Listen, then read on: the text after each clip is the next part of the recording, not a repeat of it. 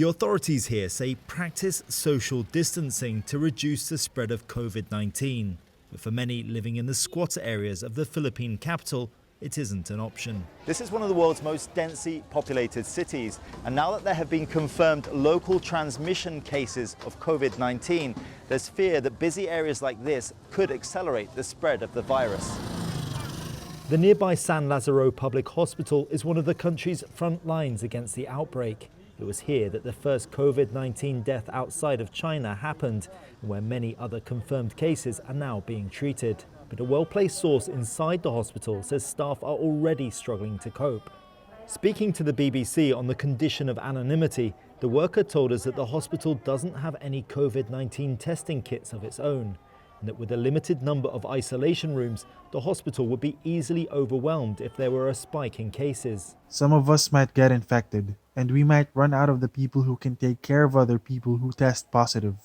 According to our source, the hospital has a maximum capacity to handle around 40 coronavirus patients at any one time. We contacted the Department of Health, but they were unavailable for comment. At Ateneo Medical School, soon-to-be graduates are readying themselves to join the fight against the COVID-19 pandemic.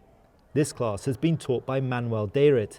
He was the Philippine Secretary of Health during the SARS outbreak of 2003. He warns that if COVID-19 cases rise in line with countries like Italy, Manila's hospitals could be incapacitated. I think what's going to happen is that many of these patients are not going to be able to be admitted in the hospital. And they will probably be critically ill, maybe in their houses.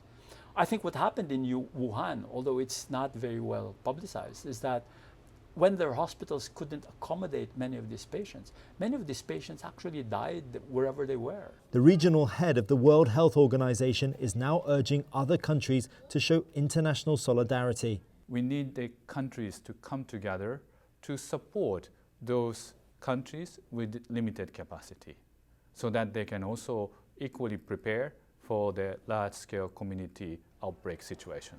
In a bid to slow the spread of the virus, school classes and domestic flights in and out of Manila have been suspended. But given that COVID-19 is already inside the city of 13 million, it may prove to be too little too late.